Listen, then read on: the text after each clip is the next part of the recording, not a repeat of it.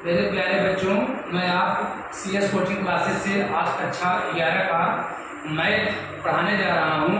जो आपका first chapter का नाम है समुच्चय। समुच्चय किसे कहते हैं पहले उसके भी बारे में जानते हैं, और समुच्चय के कई से प्रकार होते हैं उसके बारे में जानेंगे। आइए हम देखते हैं समुच्चय क्या है।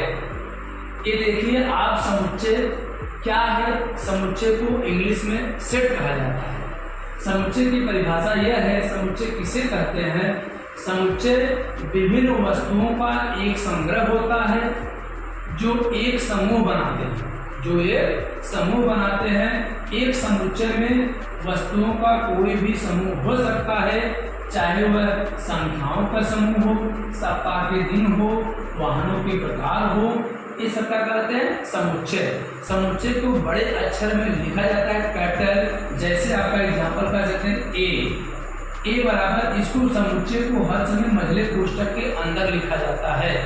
तो जैसे 1 2 3 4, ये क्या है समुच्चय।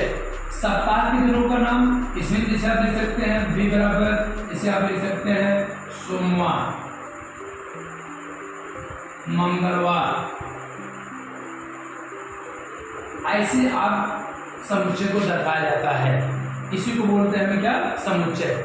समुच्चय का संग्रह होता है, इसे सबको इकट्ठा करिए, वही क्या कहलाता है समुच्चय। समुच्चय कई प्रकार के होते हैं, जैसे आपका परिमित समुच्चय, अपरिमित समुच्चय, ऋण समुच्चय, एकल समुच्चय, ये सब समुच्चय के प्रकार होते हैं। आप उसके बारे में जानते हैं समुच्चयों के प्रकार क्या होते हैं। समुच्चय के प्रकार जैसे आपका परिमित समुच्चय, अपरिमित समुच्चय, रिक्त समुच्चय, समान समुच्चय, एकल समुच्चय। अब इन सब प्रकार और बहुत सारे समुच्चय होते हैं, पूरक समुच्चय होते हैं, घात समुच्चय होते हैं। इन सब के बारे में हम देखते हैं। परिमित समुच्चय क्या होता है। परिमित समुच्चय किसे कहते हैं, ऐसा समुच्चय जिसमें अवयवों की संख्या निश्चित होती है उसे हम परिमित समुच्चय कहते हैं, या जिसको हम गिन सकते हैं उसे हम परिमित समुच्चय कहते हैं। अपरिमित समुच्चय क्या होता है, जिनमें अवयवों की संख्या निश्चित नहीं होती उसे हम क्या कहते हैं अपरिमित समुच्चय। और आपका ऋण समुच्चय क्या होता है, जिसमें अवयवों की संख्या एक भी अवयव न हो उसे हम क्या कहते हैं ऋण समुच्चय। ऋण समुच्चय को 5 से प्रदर्शित किया जाता है। इसका एग्जाम्पल जैसे आप समझ लीजिए सींग वाले घोड़े का समुच्चय, क्योंकि घोड़े में सींग नहीं होता तो कौन समुच्चय होगा रिक्त समुच्चय। क्या कहलाएगा ऋण समुच्चय। ऋण समुच्चय को मझले कोष्ठक के अंदर ऐसे लिखा जाता है, ये आपका ऋण समुच्चय है, या इसको हम कोई मझला कोष्ठक लिख देंगे तो यह भी क्या कहलाएगा ऋण समुच्चय। उसके बाद आपका आता है एकल समुच्चय पढ़ जाए। एकल समुच्चय क्या है, जिसमें अवयवों की संख्या एक हो, जैसे इसमें 1, ये क्या कहलाएगा एकल समुच्चय। अगर 0 भी रहेगा तो ये भी क्या कहलाएगा एकल समुच्चय। इसको आप ऋण समुच्चय ना समझिए, यह एकल समुच्चय, ठीक है ना। उसके बाद आपका है समान समुच्चय, जिनमें और 2 समुच्चय से आपको दिया है ए बराबर 1 2 3, बी बराबर 2 3 7। इसमें आपको देख रहे हैं 1 2 3 2 3 7 आपका है, दोनों में अवयवों की संख्या समान है। जो समुच्चय को बड़े समुच्चय को बड़े अक्षर से लिखा जाता है, उसके अंदर जो अवयव होता है अक्षर होता है उसको अवयव कहा जाता है। इसमें अवयव की संख्या 3 है, इसमें भी अवयव की संख्या 3 है, इसे बोलते हैं समान समुच्चय। क्या बोलते हैं समान समुच्चय। इस परिमित समुच्चय के उदाहरण है ए बराबर 1 2 3 4, इसमें अवयव की संख्या निश्चित है, इसे हम क्या करते हैं परिमित समुच्चय, इसको हम गिन सकते हैं। और उसके बाद अपरिमित समुच्चय का उदाहरण क्या है, इसे आपको दिए थे बी बराबर 2 3 4 5 डैट डैट डैट। इसमें अवयव की संख्या निश्चित नहीं है, इसको काउंटिंग हम नहीं कर सकते, इसको बोलते हैं क्या अपरिमित समुच्चय। क्या बोलते हैं अपरिमित समुच्चय।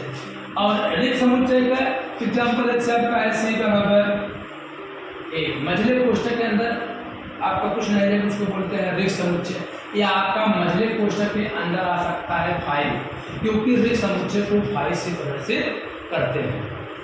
अब समान समुच्चय का एग्जाम्पल क्या है, इसे आपको बताएं कि ए बराबर 2 3 4 5 या बी बराबर 7 8 9, इसको बोलते हैं समान समुच्चय। ए में 3 अवयव है, बी में भी 3 अवयव है, तो दोनों क्या कहलाते हैं? समान समुच्चय। आपका आता है एकल समुच्चय, जिसमें अवयव की संख्या 1 हो, उसे हम एकल समुच्चय कहते हैं। जैसे आप मान लीजिए d बराबर इसमें 1 आ गया, एकल समुच्चय, या 0 आ गया, यह भी एकल समुच्चय, या 2 आ गया, यह भी एकल समुच्चय।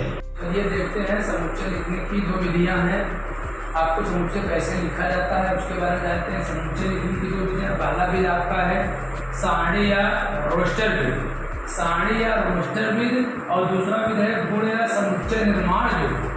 तो सारणी या रोस्टर विधि किसे कहते हैं? इस विधि में समुच्चय के सभी अवयवों को मझले कोष्ठक के अंदर या भीतर लिखा जाता है।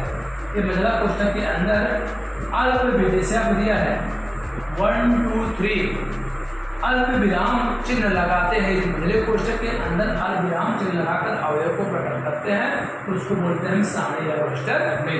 1 2 3 दिया है, AIOU, राम, श्याम, मोहन, ऐसे बहुत सारे अक्षर हो सकते हैं। दूसरा नियम आपका है क्या है? गुण या समुच्चय निर्माण विधि। यह लिखा कैसे जाएगा? इस विधि द्वारा समुच्चय को उसके अवयवों को विशेष गुण द्वारा प्रकट करते हैं। इसका एग्जाम्पल फार्मूला क्या है? A बराबर यक्स, मझले कोष्ठक के अंदर A बराबर यक्स सच दैट Px में जो आपको अवयव दिया रहेगा, जैसे यहाँ एक उदाहरण दिया है भारत के सभी नागरिकों का समुच्चय। इसको अगर समुच्चय निर्माण विधि में लिखें तो कैसे लिखेंगे? A बराबर यक्स सच दैट यक्स, या हिंदी में बोलते हैं इसको यक्स कोलन यक्स, भारत का नागरिक। इंग्लिश बोलते हैं x such that x, Bharat का नागरिक है, यह निर्माण विधि है समुच्चय। चलिए अब इसके समुच्चय के बारे हम लोग जान चुके हैं। अब अगले वीडियो में हम चलेंगे प्रश्नावली 1.1 का।